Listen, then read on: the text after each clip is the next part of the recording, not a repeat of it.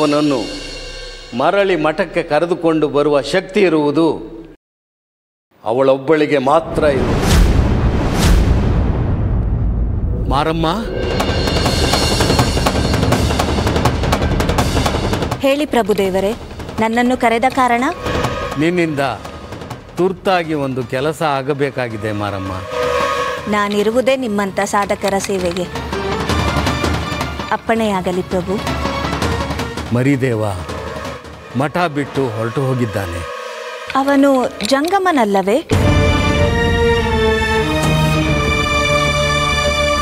ಸ್ಥಾವರಗೊಳಿಸಬೇಕೆನ್ನುವುದು ನನ್ನ ಇಚ್ಛೆ. ಅವನಿದ್ದ ಇಷ್ಟು ದಿನ ಕುಂತೂರು ಮಠ ಸುಭಿಕ್ಷವಾಯಿತು, ಜ್ಞಾನದ ಭಂಡಾರವಾಯಿತು, ದಾಸೋಹ ಧಾರೆ ಹರಿಯಿತು, ಭಕ್ತರ ಸಂಖ್ಯೆ ನೂರ್ಮಡಿಯಾಯಿತು. ದುಷ್ಟ ಕೊಣವೇಗೌಡನ ಕಣ್ತೆರೆಸಿದ ನರಭಕ್ಷಕ ಕಟ್ಟೆ ಬಸವನ ಹಲ್ಲು ಮುರಿದು ಮೂಗುದಾರ ಹಾಕಿದ. ದೊರೆಸ್ವಾಮಿಯ ಕಾಮವನ್ನು ದಹಿಸಿ ಸರ್ವಸಂಗ ಪರಿತ್ಯಾಗಿ ಸನ್ಯಾಸಿಯಾಗಿ ಮಾಡಿದ. ಮಠದ ಕೀರ್ತಿಯನ್ನು ಬೆಳಗಿದ. ಅವನ ಮಾರ್ಗದರ್ಶನದಲ್ಲಿ ಮಠ ಮನೆ ಮಹಾಮನೆಯಾಗಿ ಬೆಳಗುತ್ತದೆ ಎಂಬ ಮಹತ್ವಾಕಾಂಕ್ಷೆ ನನ್ನದಾಗಿತ್ತು.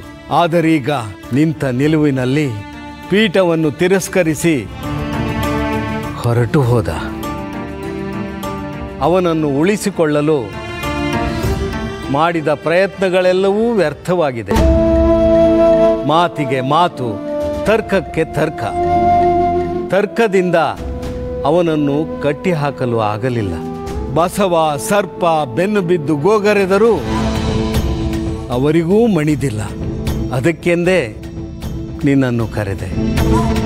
ಹೋಗಿ ಅವನನ್ನು ಕರೆದುಕೊಂಡು ಬಾ ತಾಯಿ. ಮರಿದೇವರು ಮರಿದೇವರಲ್ಲ ಪ್ರಭುದೇವ, ಅವರು ಮಹಾದೇವ. ಅವರನ್ನು ಮಣಿಸುವುದೆಂದರೆ ಸಾಗರದ ವಿರುದ್ಧ ನೀನೊಂದು ಸೆಣಸಲು ಹೊರಟಂತೆ. ಅಷ್ಟು ಸುಲಭವಲ್ಲ. ಸುಲಭವಲ್ಲ ಎನ್ನುವುದು ನಮಗೂ ಅರಿವಾಗಿದೆ ಮಾರಮ್ಮ. ಆದರೂ ನಿನ್ನ ಶಕ್ತಿಯ ಮೇಲೆ ನನಗೆ ನಂಬಿಕೆ ಇದೆ. ಸಾಮ ದಾನ ಭೇದ ದಂಡ ಯಾವ ಪ್ರಯೋಗವಾದರೂ ಸರಿ, ಅವನನ್ನು ಕರೆದುಕೊಂಡು ಬರಲೇಬೇಕು. ನನಗಾಗಿ, ನಮ್ಮ ಕುಂತೂರಿನ ಜನರ ಉದ್ಧಾರಕ್ಕಾಗಿ ಬರಬೇಕು. ಹೊರಡು ಮಾರಮ್ಮ, ಹೊರಡು. ಅಪ್ಪಣೆ.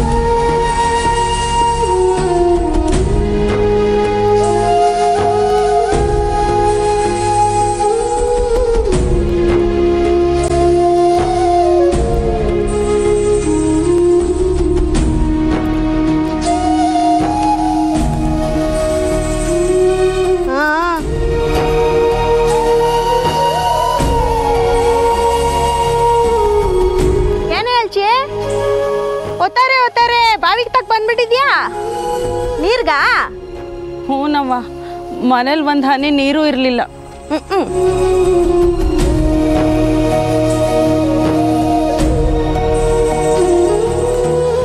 ಅಮ್ಮವ್ರೆ, ಒಂದು ಕೊಡ ನೀರು ಹಾಕ್ರವ್ವ, ಧರ್ಮ ಬರ್ತೈತೆ. ಸರಿಯಾಗಿ ಹೇಳ್ದೆ. ನಮ್ಮ ಯಜಮಾನ್ರು ಸ್ನಾನ ಕೂತವ್ರೆ, ಬಿಸಿನೀರು ಕಾದಿದೆ, ತಣ್ಣೀರ್ ಬೇಕು ಅಂತ ಬಂದೆ. ಇನ್ನೊಬ್ರು ಯಾರಾದ್ರೂ ಬರ್ತಾರೆ, ಅವ್ರ ಕೈಲಿ ಹಾಕಿಸ್ಕೋ.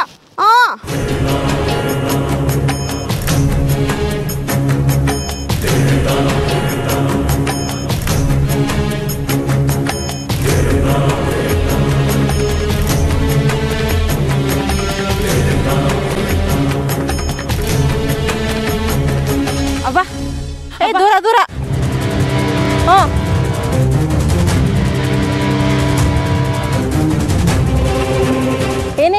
ನಿಮ್ಮ ಅಪ್ಪಂಗೆ ಹುಷಾರಿಲ್ಲಂತೆ, ಸತ್ತವನ ಬದುಕವನ?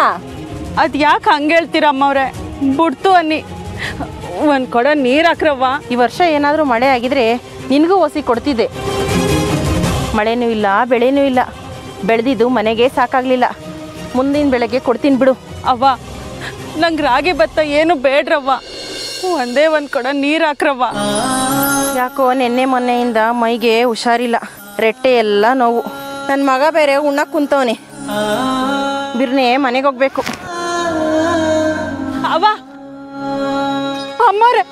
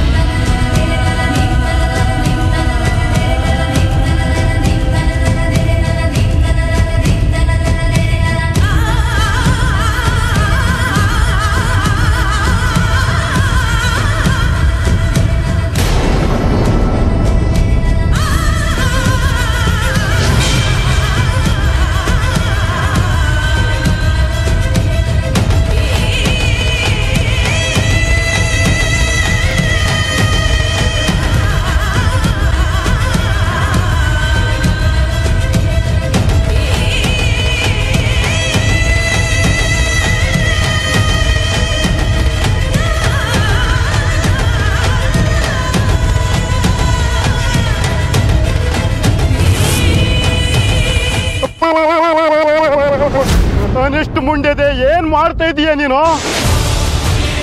ಅಲ್ಲ, ಮೇಲ್ಜಾತಿಯವ್ರ ಬಾವಿಯಲ್ಲಿ ಕದ್ದು ನೀರು ಸೇರ್ತಾ ಇದೆಯಲ್ಲ, ಎಷ್ಟು ದಿನದಿಂದ ನಡೀತಿದೆ ಈ ಕಣ್ಣ ಮುಚ್ಚಾಲೆ ಆಟ? ಬುದ್ಧಿ, ಅಪ್ಪ ಹಿಂಗೆ ಶಾನೆ ಹುಷಾರಿಲ್ಲ, ಮನೇಲಿ ಒಂದು ತೊಟ್ಟು ನೀರಿಲ್ಲ. ನಿಮಗೆ ಗೊತ್ತೈತೆ, ನಮ್ಮ ಕೊಳ ಬತ್ತೋಗೈತೆ.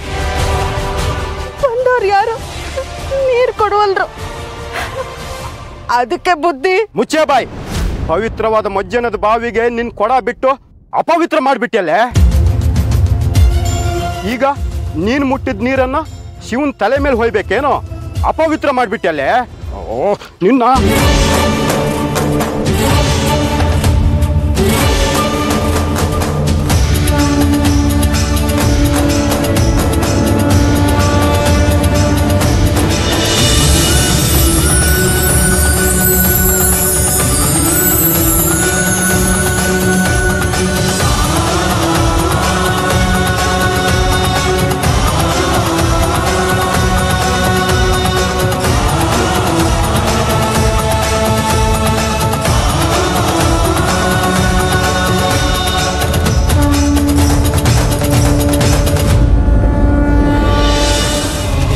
ಅರ್ಚಕರೇ, ನಿಲ್ಲಿ.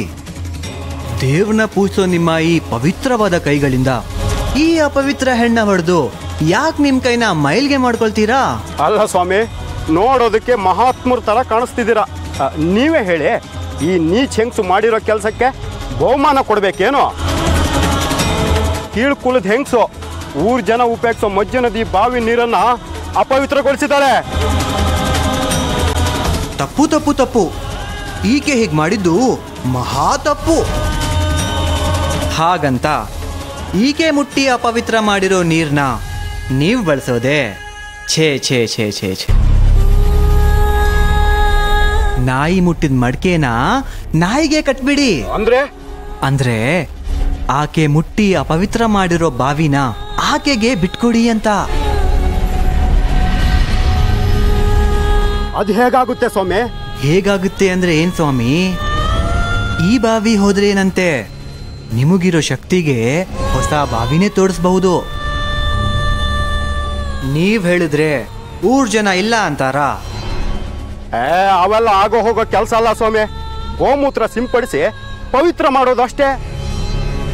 ಛೇ ಛೇ ಛೇ ಛೇ. ಇದು ಶಾಸ್ತ್ರಬದ್ಧ ಅಲ್ಲ ಸ್ವಾಮಿ.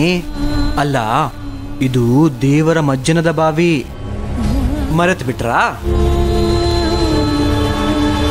ಹೊಸ ಬಾವಿ ತೋಡ್ಸೋವರೆಗೂ ನಿಮ್ಗೆ ನೀರಿರಲ್ಲ.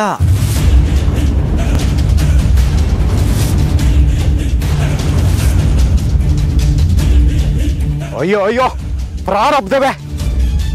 ಊರ್ ಜನಕ್ಕೆ ನೀರಿಲ್ದಂಗೆ ಮಾಡ್ಬಿಟ್ಟಲೆ. ನಿನ್ನ ಸುಮ್ಮನೆ ಬಿಡಬಾರ್ದು, ತಕ್ಕ ಶಾಸ್ತಿ ಮಾಡಬೇಕು.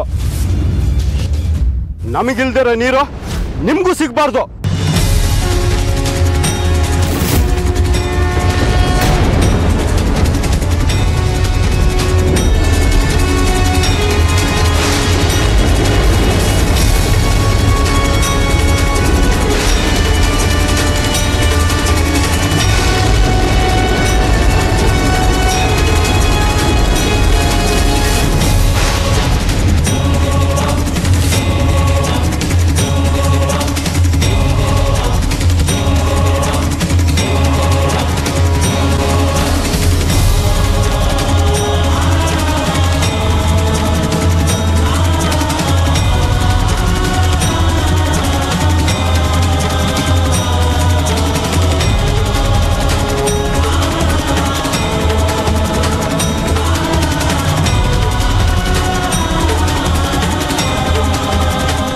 ಹೋಗೋ, ಈಗ ಮಡಿಕೆ ಹೊಡೆದಿದ್ದೇನೆ. ಇನ್ನೊಂದ್ಸಾರಿ ಈ ಕಡೆ ನಿನ್ನ ನೆರಳು ಬಿತ್ತು ಅಂದ್ರೆ ನಿನ್ನ ತಲೆ ಒಡೆದು ಹಾಕ್ತೇನೆ.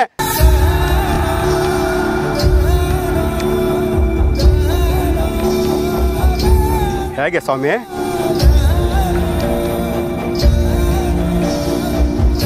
ತಾವ್ಯಾರಂತ ಗೊತ್ತಾಗ್ಲಿಲ್ಲ? ಮುಂದೆ ಗೊತ್ತಾಗುತ್ತೆ.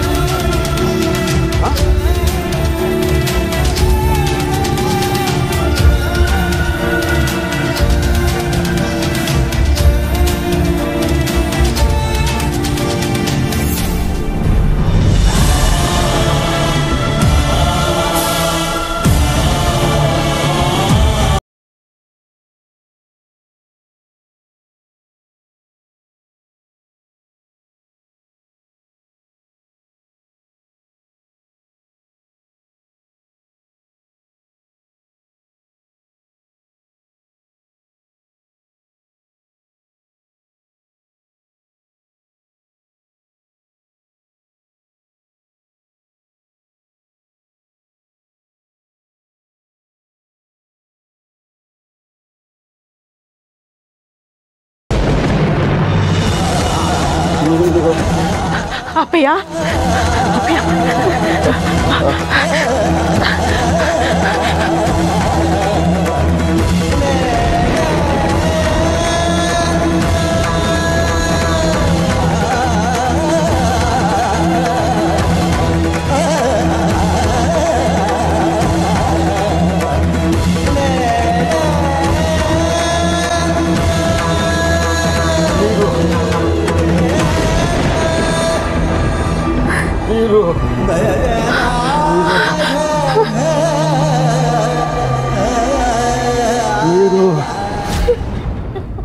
ನೀರು. ಅಯ್ಯೋ ಶಿವನೇ, ನಾವ್ ಏನ್ ಪಾಪ ಮಾಡಿದ್ವಪ್ಪ. ಅಯ್ಯೋ ಶಿವನೇ, ನಮ್ಮನ್ನ ಯಾಕೆ ಇನ್ನೂ ಉಳಿಸ್ಕೊಂಡಿದ್ಯಾ?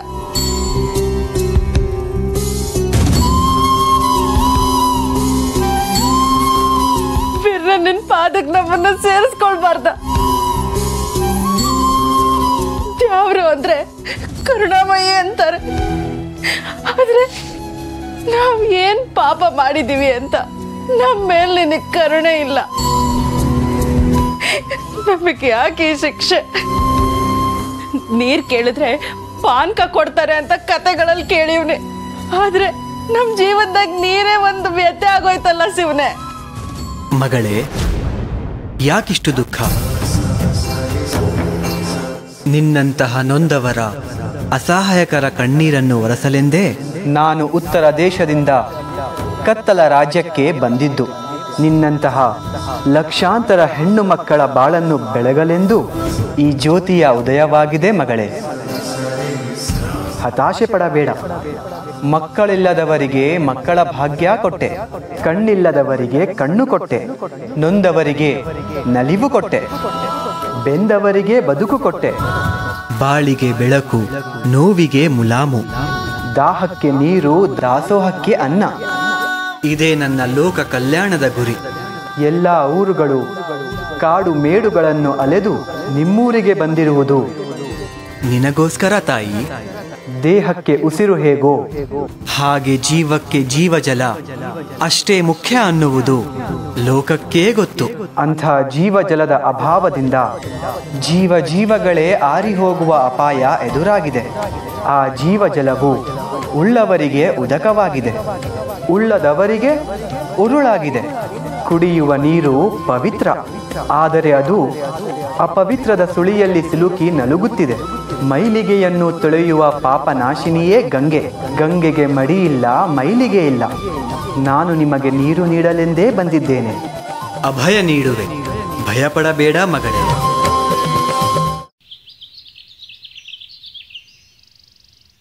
ಭವತಿ ಭಿಕ್ಷಾಂದೇಹಿ. ಭೀನ್ಯ ಸಾರಿದಿನಿ, ಕ್ವಾರಣ್ಯ ನೀಡವಾ ತಾಯಿ.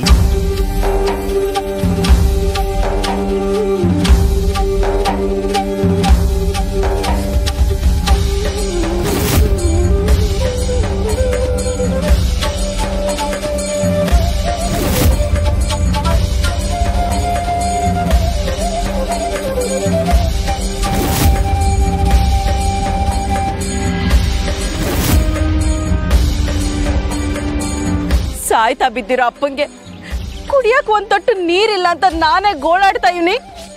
ಕ್ವಾರಣ್ಯ ಬೇಕಾ ಕ್ವಾರಣ್ಯ? ಇನ್ನೊಂದ್ ಗಳಿಗೆ ಬಿಟ್ಟು ಬನ್ನಿ, ನಮ್ಮಪ್ಪ ಹೆಣವಾಗಿರ್ತಾನೆ. ಅವನ್ ಸದ್ಮೇಲೆ ನಾನೇನ್ ಮಾಡ್ಲಿ? ನಾನು ಸಾಯ್ತೀನಿ. ಇಬ್ರು ಹೆಣನು ಹೊತ್ಕೊಂಡು ಹೋಗೋವ್ರಂತೆ.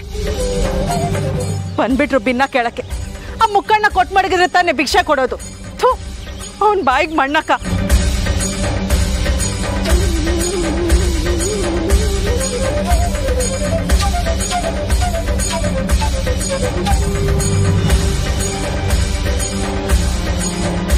ಒಂದು ಗಳಿಗೆ ಬಿಟ್ಟು ಬಾ ಅಂದಲ್ಲವಾ? ಖಂಡಿತ ಬರ್ತೀನಿ.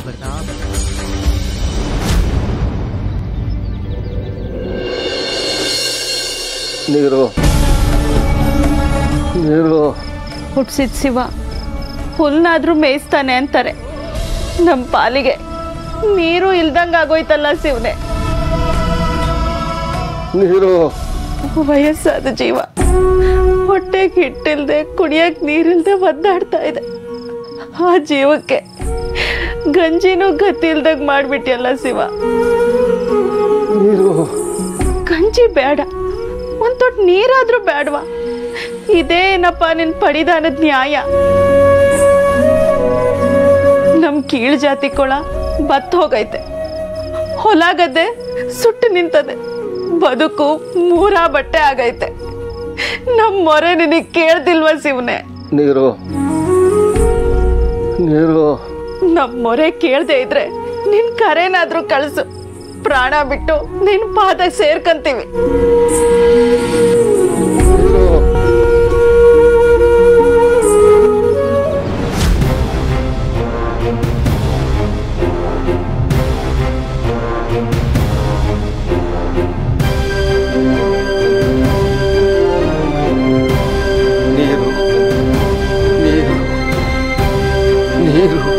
ಈ ಕೀಳ್ ಜಾತಿ ಹೆಂಗ್ಸು ನಮ್ ಬಾವಿ ನೀರು ಮುಟ್ಟಿ ಮೈಲ್ಗೆ ಮಾಡ್ಬಿಟ್ಟವಳೆ. ಇವಳಿಗೆ ಏನ್ ಶಿಕ್ಷೆ ಕೊಡ್ಬೇಕು ಅಂತ ನೀವೇ ಹೇಳ್ಬೇಕು ಮುಖಂಡ್ರೆ.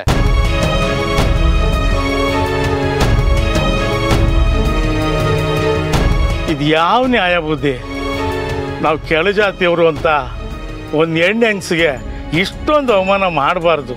ಕೀಳು ಜಾತಿಯವರು ಅಂತ ಈಗ ಗೊತ್ತಾಯ್ತಲ್ಲ ನಿಮಗೆ? ಕೀಳು ಜಾತಿಯವರು ಮೇಲ್ಜಾತಿಯವರ ಬಾವಿನಲ್ಲಿ ನೀರು ತರಬಾರ್ದು ಅಂತ ತಲಾಂತರದಿಂದ ನಡ್ಕೊಂಡ್ ಬಂದಿರೋದು. ಅದು ಗೊತ್ತಿಲ್ವಲ್ಲ ಇವಳಿಗೆ? ಅವ್ರ ಅಪ್ಪನಿಗೆ ಹುಷಾರಿಲ್ಲ, ಒಂದೇ ಒಂದು ಗುಟಕ್ಕೆ ನೀರು ಕೊಡಿ ಅಂತ ಕೇಳ್ಕೊಂಡವಳೆ. ಇವ್ರು ಯಾರೂ ಕೊಡಲಿಲ್ಲ. ಪಾಪ ಇನ್ನೇನು ಮಾಡ್ತಾಳೆ ಹೇಳಿ? ನಮ್ಮ ಜಾತಿ ಬಾವಿಲಿ ನೀರು ಬತ್ತೋಗದೆ. ಅದ್ರಾಗ ನೀರಿದ್ದಿದ್ರೆ ನಾವ್ಯಾಕೆ ಬರ್ತಿದ್ವಿ ಹೇಳಿ? ಹಾಗಂತ ನಮ್ಮ ಜಾತಿನ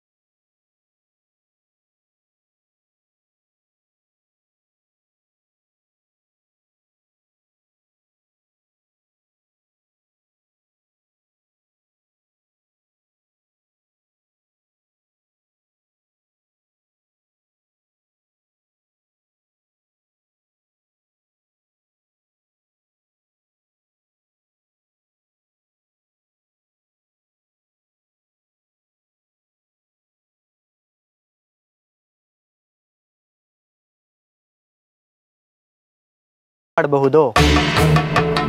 ದೇವ್ರೇ ಜಾತಿಗೆಟ್ರೆ ಶುದ್ಧಿ ಮಾಡೋದು ಹೇಗೆ?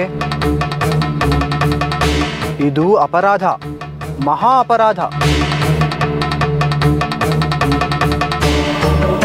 ಜಂಗಮರು ಹೇಳ್ತಾ ಇರೋದು 100ಕ್ಕೆ 100 ಸತ್ಯ. ಇವಳಿಗೆ ಸರಿಯಾದ ಶಿಕ್ಷೆ ಆಗ್ಬೇಕು. ಸದ್ದು ನೋಡ್ರಪ್ಪ, ನಮ್ಮೂರಿನ ಪದ್ಧತಿ ಪ್ರಕಾರ ತಪ್ಪು ಮಾಡಿದವ್ರಿಗೆ 101 ಚಡಿ ಏಟ್ ಕೊಡಬೇಕು.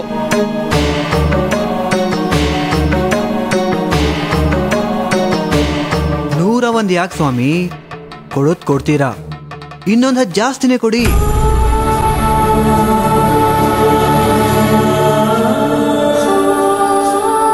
ಹಾಗಾದ್ರೇನೆ ಇನ್ನೊಮ್ಮೆ ಯಾರು ಈ ರೀತಿ ತಪ್ಪು ಮಾಡಲ್ಲ. ಯಾವಾಗ್ಲೂ ಈ ಜಾತಿ ವ್ಯವಸ್ಥೆನ ಜೋಪಾನವಾಗಿ ಕಾಪಾಡ್ಕೋಬೇಕು. ಇಲ್ಲ ಅಂದ್ರೆ ನಿಮ್ ಮನೆಯಲ್ಲಿ ಜೀತ ಮಾಡೋರು ಯಾರು? ನಿಮ್ ಹೊಲದಲ್ಲಿ ಕೂಲಿ ಮಾಡೋರು ಯಾರು? ನಿಮ್ಮ ಹೆಣ್ಮಕ್ಳ ಸೀರೆ ಒಗೆಯೋರು ಯಾರು? ಇವರೆಲ್ಲ ತಲೆ ತಲಾಂತರದವರೆಗೂ ಹೀಗೆ ಇರಬೇಕೇ ಹೊರತು ಮನುಷ್ಯರಾಗಕ್ಕೆ ಬಿಡಲೇಬಾರ್ದು. ಸರಿಯಾಗಿ ಹೇಳಿದ್ರಿ ಜಂಗಮರೆ. ಇವ್ರಿಗೆ ಸಲಿಗೆ ಕೊಟ್ರೆ ಮಡಿ ಮೈಲಿಗೆ ಜಾತಿ ಧರ್ಮನೆಲ್ಲ ನಾಶ ಮಾಡಿಬಿಡ್ತಾರೆ. ಮುಖಂಡ್ರೆ, ಜಂಗಮರು ಹೇಳಿದ ಹಾಗೆ ಒಂದು 10 ಏಟು ಜಾಸ್ತಿನೇ ಕೊಡಿಸಿ. ನಿಮ್ದಮ್ಮಯ್ಯ ಹಂಗೆ ಮಾತ್ರ ಮಾಡಬೇಡಿ. 100 ಚಡಿ ಎತ್ತಿಂದ್ರೆ ಅವಳು ಬದುಕ್ತಾಳ? ಬಡವಳು ಏನೋ ತಿಳಿದೆ ತಪ್ಪು ಮಾಡ್ಬಿಟ್ಟವಳೆ. ಒಸಿ ಕರುಣೆ ತೋರಿಸಿ. ಅದು ಹೇಗಯ್ಯ ಕರುಣೆ ತೋರ್ಸೋದಕ್ಕಾಗುತ್ತೆ? ಇವಳು ಮಾಡಿರೋ ತಪ್ಪಿಗೆ ಕೊಡ್ತಾ ಇರೋದು ಕಡಿಮೆ ಶಿಕ್ಷೆನೆ.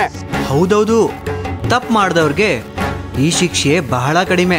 ಮಾತ್ ಸಾಕು, ಶಿಕ್ಷೆ ಜಾರಿ ಮಾಡ್ತೀವಿ ಮುಖಂಡ್ರೆ. ಸರಿ, ಹಾಗಾದ್ರೆ ಶಿಕ್ಷೆ ಜಾರಿ ಆಗ್ಲಿ. ಹೊಡಿಬೇಡ್ರಪ್ಪ, ಹೊಡಿಬೇಡ್ರಪ್ಪ.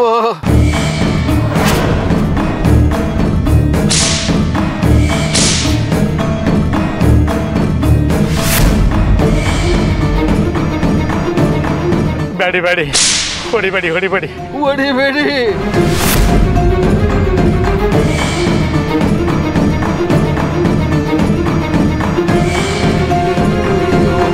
ಬೇಡಿ ಬೇಡಿ ಹೊಡಿಬೇಡಿಪ್ಪ.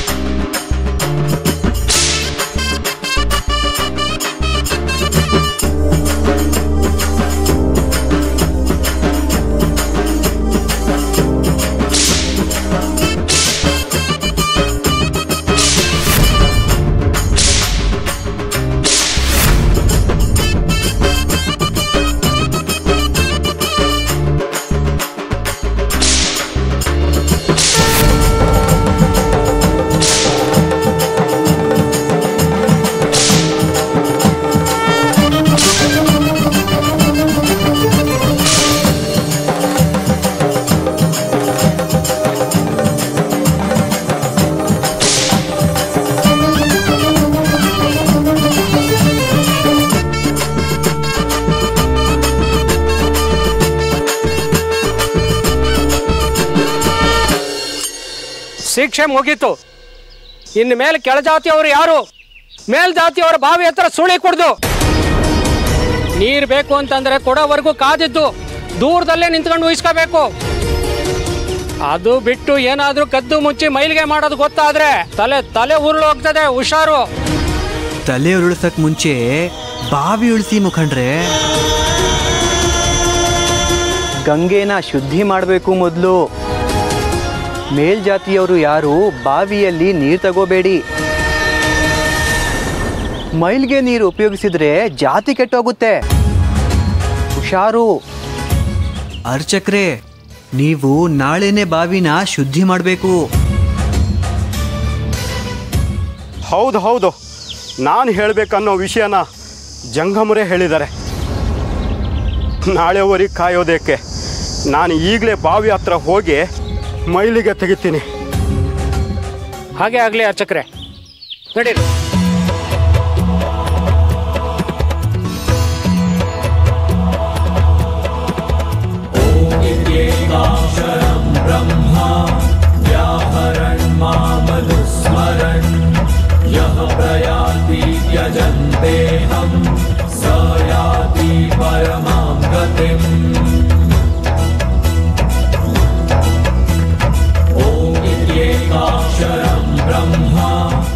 ಭವತಿ ಭಿಕ್ಷಾನ್ ದೇಹಿ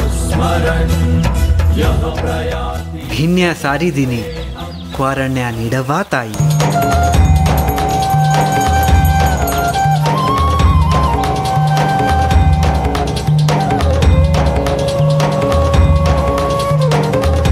ತಾಯಿ ಕ್ವಾರಣ್ಯ ನೀಡವಾ.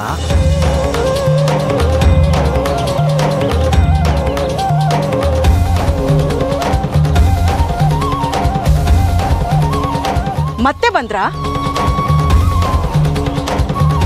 ನೀನೇ ಹೇಳಿದಲ್ಲ ತಾಯಿ, ಒಂದ್ ಗಳಿಗೆ ಬಿಟ್ಟು ಬಾ ಅಂತ, ಅದಕ್ಕೆ ಬಂದಿದ್ದೀನಿ. ಮುತ್ತಿನ ಜೋಳಿಗೆ ತುಂಬಿಸು ತಾಯಿ. ಯಾಕೆ ಹಿಂಗ್ ಹೊಟ್ಟೆ ಉರಿಸ್ತ್ರಿ ಬುದ್ಧಿ? ಕ್ವಾರಣ್ಯ ಕೊಡೋದಕ್ಕೆ ನನ್ ತವ ಏನದ? ನಿನ್ನ ಹತ್ರ ಏನಿದೆಯೋ ಅದನ್ನೇ ನೀಡು ತಾಯಿ. ಓಹ್, ನನ್ ತವ ಹಾಸ್ ಹೊತ್ಕೊಳ್ಸ ಬಡ್ತಾನದ, ಅದು ಕೊಡ್ಲಾ? ಕೊಡು ತಾಯಿ. ಹುಟ್ಟಿನಿಂದ ಸುಟ್ಟು ಸುಡ್ಗಾಡಿ ಕಳ್ಸೋಷ್ಟು ಸಂಕಟ ಅದ, ಅದನ್ ಕೊಡ್ಲಾ? ಕೊಡು ತಾಯಿ. ಬೇಡ ಬುದ್ಧಿ, ಬೇಡ. ನನ್ ದರಿದ್ರನ್ನೆಲ್ಲ ನಿಮಗ್ ಕೊಟ್ಟು ನಾನ್ ಯಾವ ನರ್ಕಕ್ಕೆ ಹೋಗ್ಲಿ ತಂದೆ? ಕೈ ಮುಗ್ದು ಕೇಳ್ಕೊತೀನ್ರಿ, ಉಳ್ಳೋರ್ ಮನೆಗೆ ಹೋಗಿ ಭಿಕ್ಷೆ ಕೇಳ್ರಿ, ನಮ್ಮಂತ ಬಡೋರ್ ಮನೆಗೆ ಬರ್ಬೇಡ್ರಿ. ನಾನು ಉಳ್ಳೋರ್ ಮನೆಯಲ್ಲಿ ಕೊಳ್ಳೋಗ್ ಬಂದೋನಲ್ಲ ತಾಯಿ, ಬಡವರ ಮನೆಯಲ್ಲಿ ತಂಗೋಗ್ ಬಂದೋನು. ನೀನು ಕೊಟ್ಟಿದ್ದೆಲ್ಲ ನನಗೆ ಅರ್ಪಿತವಾಯಿತು. ಈಗ್ಲಾದ್ರೂ ಒಳಗಡೆ ಹೋಗಿ ದೃಢ ಮನಸ್ಸಿನಿಂದ ದುಃಖ ಬಿಟ್ಟು ನಿನ್ನ ಬೊಗಸೆ ತುಂಬ ನನಗೊಂದಿಷ್ಟು ಭಿಕ್ಷೆ ಹಾಕವ್ವ. ಅಯ್ಯೋ ಶಿವನೇ, ಯಾಕೆ ಹಿಂಗ್ ಪದೇ ಪದೇ ನನ್ ಬಡ್ತಾನನ ಹಿಂಗ್ ಹಂಗ್ಸಿರಿ? ದಿನ ದುಡಿದ್ರೆ ತುತ್ತು, ದುಡಿದಿದ್ರೆ ಉಪವಾಸ. ಅಪ್ಪಯ್ಯ ಕಾಯಿಲೆ ಬಿದ್ಮೇಲೆ ಅವನ್ ಸೇವೆಗೆ ಅಂತ ನಿಂತ್ಕೊಂಡು ದುಡಿಯೋ ಕೂಲಿಗೂ ಕಲ್ಬಿತ್ತು. ನಿನ್ನೆ ಗಂಟ ಇದ್ ಬದ್ದಿದ್ದೆಲ್ಲ ಬರ್ದಾಗಿ ಕುಡ್ಸಕ್ ಅಂಬ್ಲಿಗೂ ಗತಿ ಇಲ್ದಂಗ ಆಗೈತೆ. ಸಾಯಕ್ ಮುಂಚೆ ಬಾಯಿ ತುಂಬಾ ನೀರಾದ್ರೂ ಕುಡಿದು ಸಾಯ್ಲಿ ಅಂತ ನೀರಿಗೆ ಬಂದ್ರೆ ಒಬ್ರಾದ್ರೂ ಒಂದ್ ಚೊಂಬ್ ನೀರು ಕೊಡ್ಲಿಲ್ಲ. ತುಡ ತಡಿಯಕ್ಕಾಗ್ದೆ ನೀರ್ ಮುಟ್ಟಿದ್ದಕ್ಕೆ ಏನಾಯ್ತು ಅಂತ ನೀವೇ ಕಣ್ಣಾರೆ ನೋಡಿರಿ. ಈಗ ಬಂದು ಕ್ವಾರುಣ್ಯ ಕೊಡು ಅಂದ್ರೆ ನಾನು ಎಲ್ಲಿಂದ ಕೊಡ್ಲಿ ತಂದೆ, ಎಲ್ಲಿಂದ ಕೊಡ್ಲಿ? ತಾಯಿ ಯಲಚಮ್ಮ, ನೀನ್ ಹೇಳ್ತಿರೋ ಈ ಬಡತನ, ಕಷ್ಟ, ಕಣ್ಣೀರೆಲ್ಲ ನಾನೀಗ ಬಂದು ನಿಂತು ಕ್ವಾರಣ್ಯ ಸಾರೋಕ್ ಮುಂಚಿಂದು ತಾಯಿ.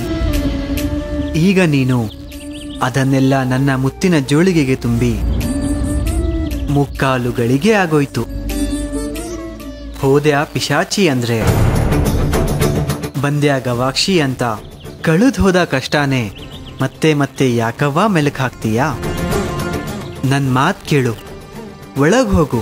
ನಿನಗೆ ಭಾಗ್ಯ ಬಂದಿದ್ರೆ ದೃಢ ಮನಸ್ಸಿನಿಂದ ಕ್ವಾರಣ್ಯ ನೀಡು ತಾಯಿ. ಹೋಗು ತಾಯಿ, ಹೋಗು.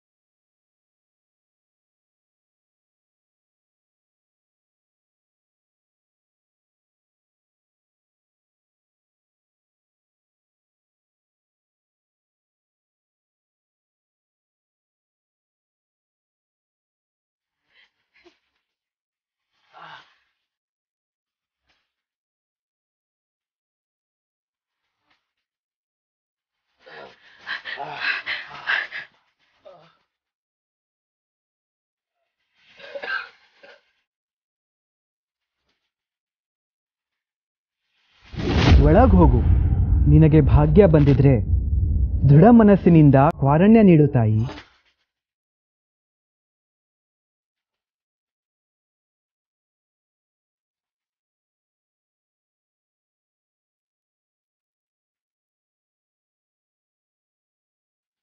ಬುದ್ಧಿ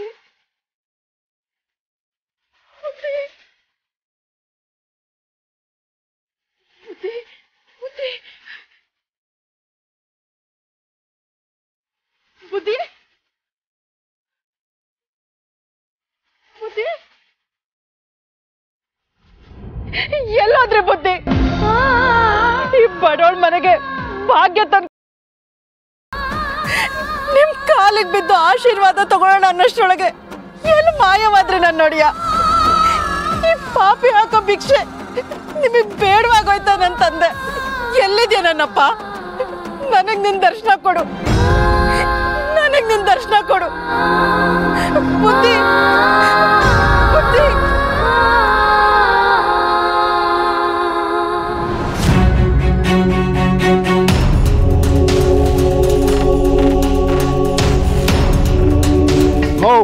ಬಿರ್ಬುರ್ನೆ ನೀರ್ ಸೇದಮ್ಮ, ಪೂಜೆಗೆ ನಂಗೆ ಹೊತ್ತಾಯ್ತು.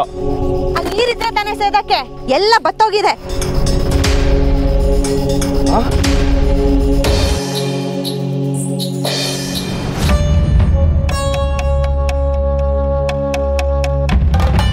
ಅಲ್ಲ ಸ್ವಾಮಿ, ತಪ್ಪು ಮಾಡಿದ್ದು ಅವಳು, ಶಿಕ್ಷೆ ಕೊಟ್ಟಿದ್ದು ಅವಳಿಗೆ. ನೋವು ಮಾತ್ರ ನಮ್ಗಾಗ್ತಾ ಇದೆಯಲ್ಲ, ಯಾಕೆ ಅಂತಾನೆ ಗೊತ್ತಾಗ್ತಾ ಇಲ್ಲ. ಉಪ್ಪು ತಿಂದವರು ನೀರು ಕುಡಿಬೇಕು, ಆದರೆ ನಾವು ಉಪ್ಪು ತಿಂದಿಲ್ಲ, ಬಾಯಾರಿಕೆ ಅಂತ ನೀರು ಕುಡಿಯೋಣ ಅಂದರೆ ನೀರು ಅಪವಿತ್ರ ಆಗೋಯ್ತು.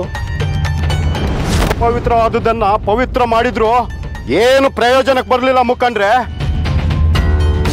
ನಾನು ಪ್ರೋಕ್ಷಣೆ ಮಾಡಿದ ಪವಿತ್ರ ತೀರ್ಥ ಇಡೀ ಬಾವಿ ನೀರನ್ನೇ ಹೀರ್ಕೊಂಡು ಬಿಟ್ಟಿದೆ ಅಂದ್ರೆ ಆ ಕೀಳು ಜಾತಿಯ ಹೆಂಗಸಿನ ಕೈ ಎಷ್ಟು ಕೆಟ್ಟಿದಿರ್ಬೇಡ. ಏನು ಹೇಳ್ತಾ ಇದ್ರೆ ಅರ್ಚಕ್ರೆ? ನಿನ್ನೆ ನಾನು ಹೇಳಿದ ಹಾಗೆ ಬಾವಿಗೆ ತೀರ್ಥ ಪ್ರೋಕ್ಷಣೆ ಮಾಡಿ ಮತ್ತೆ ಬಾವಿ ನೀರು ನಮಗೆ ಯೋಗ್ಯ ಆಗೋ ಹಾಗೆ ಮಾಡಿದೆ. ಮತ್ತೆ ಈಗ ಹೋಗಿ ನೋಡ್ತೀನಿ, ಆ ಬಾವಿ ನೀರೆಲ್ಲ ಬತ್ತಿ ಹೋಗಿದೆ. ಆ ದರಿದ್ರದವಳಿಂದಲೇ ಹೀಗಾಗಿದ್ದು. ಅಲ್ಲ ಅರ್ಚಕ್ರೆ, ಅವಳು ಕೊಡ್ದಿದ್ದ ಹೇಟು ನಮ್ಗೆ ತಿರುಗಿ ಬಿತ್ತು, ಅವಳಿಗೆ ಹಾಕಿದ ಮಂತ್ರ ನಮ್ಗೆ ತಿರುಗಿ ಮಂತ್ರ ಆಗೋಯ್ತಲ್ಲ. ಅವಳಿಗೆ ನನ್ನ ಮಂತ್ರ ಮಾತ್ರ ಗೊತ್ತು. ನಾನು ಉಸಿರು ಬಿಗಿ ಹಿಡಿದು ಮಂತ್ರೋಚ್ಚಾರಣೆ ಮಾಡಿದ್ರೆ ಮಂತ್ರ ತಂತ್ರ ಆಗುತ್ತೆ ಅಂತ ಅವಳಿಗೆ ಗೊತ್ತಿಲ್ಲ. ಅಯ್ಯೋ, ನಿಮ್ಮ ಮಂತ್ರ ತಂತ್ರ ನಮಗೆ ಗೊತ್ತಾಗಲ್ಲ, ಆ ಕೀಡ್ ಜಾತಿ ಎಲ್ಚಮ್ಮನಿಗೆ ಏನು ಗೊತ್ತಾಗಬೇಕು?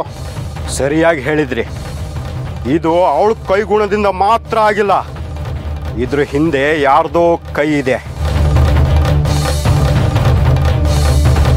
ಅಯ್ಯೋ, ಅವಳು ಹಿಂದೆ ಇರೋದು ಅವ್ರ ಅಪ್ಪ ಒಬ್ನೇ. ಅವನ್ಗೆ ಕೈ ಎತ್ತಿದ್ರೆ ಕಾಲೆತ್ತಕ್ಕಾಗಲ್ಲ, ಕಾಲಿಡ್ಸಿದ್ರೆ ಕೈ ಇಡ್ಸಕ್ಕಾಗಲ್ಲ. ಈ ಕೈಗಳು ಆ ಮುದುಕುಂದಲ್ಲ, ಹೊಸದಾಗಿ ನಮ್ಮೂರಿಗೆ ಬಂದು ನಮ್ಮ ಪರವಾಗೇ ಇರೋ ಥರ ನಾಟಕ ಮಾಡಿದ್ನಲ್ಲ, ಆ ಜಂಗ ಮುಂದೆ ಇರಬೇಕು. ಭಿಕ್ಷೆ ಬೇಡೋ ಜಂಗಮ್ಮ ಅವನ ಕೈಯಲ್ಲಿ ನೀರು ಬತ್ತೋಗ್ಸಕ್ಕಾಗತ್ತಾ? ನಾವೆಲ್ಲ ಹಾಲು ಕೊಡೋ ಹಸು ಅಂದ್ಕೊಂಡಿದ್ದೀವಿ ಅವನನ್ನ, ಆದರೆ ಅವನು ವಿಷ ಕೊಕ್ಕೋ ಹಾವೇ ಇರಬೇಕು. ನಡೀರಿ ಹಾಗಾರೆ, ಅವನು ಹಾಲೆ ಉಕ್ಕಿಸ್ತಾನೋ ಇಲ್ಲ ವಿಷಾನೇ ಹಾಕ್ತಾನೋ ತಿಳ್ಕೊಂಡೇ ಬೇಡ. ನಡೀರಿ ನಡೀರಿ, ಬನ್ನಿ.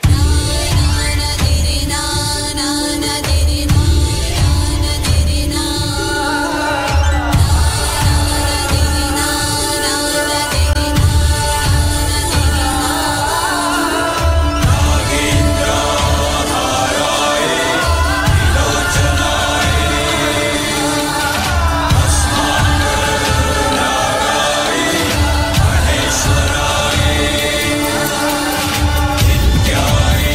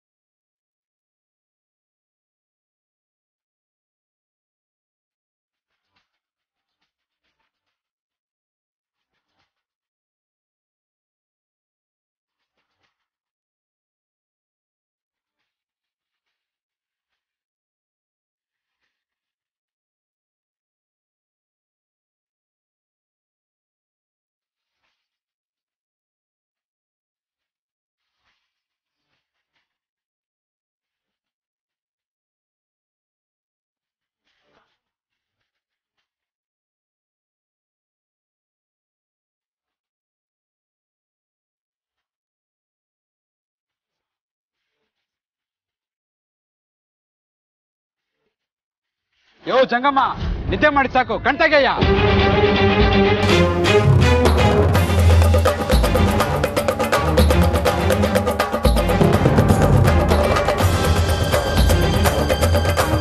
ಯೋ ಜಂಗಮ್ಮ, ಯಾರಯ್ಯ ನೀನು?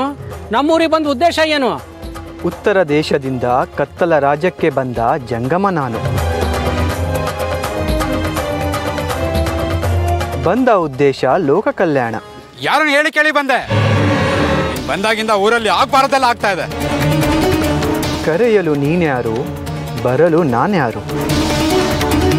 ಕರೆಯುವವನು ಕಳಿಸುವವನು ಮೇಲಿದ್ದಾನೆ ಜಗದೊಡೆಯ. ಯೋ ದೊಡ್ಡ ಮನುಷ್ಯ, ಆ ಪಂಚಾಯತಿ ಕಟ್ಟೆನಲ್ಲಿ ಆ ಎಲ್ಚಮ್ಮನಿಗೆ ಹೊಡೆಸಿದ ಏಟು ನಮ್ಮ ಮುಖಂಡರಿಗೆ ಮತ್ತೆ ಅರ್ಚಕರಿಗೆ ಎಲ್ಲ ಬಿದ್ದಿದೆ. ಉಪ್ಪು ತಿಂದ ಮೇಲೆ ನೀರು ಕುಡಿಯಲೇಬೇಕು. ತಪ್ಪು ಮಾಡಿದ ಮೇಲೆ ಶಿಕ್ಷೆಯಾಗಲೇಬೇಕು. ಇದೇ ತಾನೇ ಲೋಕದ ನಿಯಮ. ಅಂದ್ರೆ ತಪ್ಪು ನಾವು ಮಾಡಿದೀವ, ತಪ್ಪು ಮಾಡಿದವಳು ತಾನೆ, ಶಿಕ್ಷೆ ನಮ್ಗ್ಯಾಕೆ? ಅವಳೇ ತಪ್ಪು ಮಾಡಿದ್ದಾಳೆ ಅಂತ ಹೇಗೆ ಹೇಳ್ತೀರಾ? ಅವಳು ತಪ್ಪು ಮಾಡಿದ್ರೆ ಶಿಕ್ಷೆ ಕೊಡೋಕ್ಕೆ ನೀವ್ಯಾರು? ಶಿಕ್ಷೆ ಕೊಡಿ ಅಂತ ಹೇಳೋಕೆ ನಾನ್ಯಾರು? ತಪ್ಪು ಒಪ್ಪು ತೀರ್ಮಾನ ಶಿಕ್ಷೆಗಳ ಅಧಿಕಾರ ನಮ್ಮದಲ್ಲ, ಅವನದು. ಅವನೇ ಜಗನ್ನಾಟಕಕಾರ. ಅಯ್ಯೋ, ನಾವೇನೋ ಕೇಳ್ತಾ ಇದ್ರೆ ಇವನೇನೋ ಹೇಳ್ತಾ ಇದ್ದಾನಲ್ಲ, ಒಂದು ಅರ್ಥ ಆಗ್ತಾ ಇಲ್ಲ. ಮುಂದೆ ಮುಂದೆ ಸಾಗಿದ ಹಾಗೆ ಹಿಂದಿನ ಎಲ್ಲವೂ ಅರ್ಥವಾಗುತ್ತಾ ಹೋಗುತ್ತೆ. ಈಗ ನಿಮಗೊಂದು ವಿಷಯ ಅರ್ಥ ಮಾಡಿಸ್ಲಾ? ಆ ಎಲಚಮ್ಮ ಮುಟ್ಟಿ ಅಪವಿತ್ರ ಮಾಡಿರುವಂತಹ ನೀರು ಬತ್ತಿ ಹೋಗಿರಬೇಕಲ್ಲ.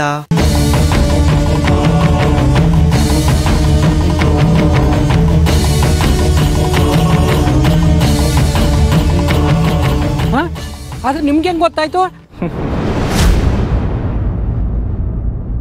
ಆ ಶಿವ ಹೇಳ್ದ. ಶಿವ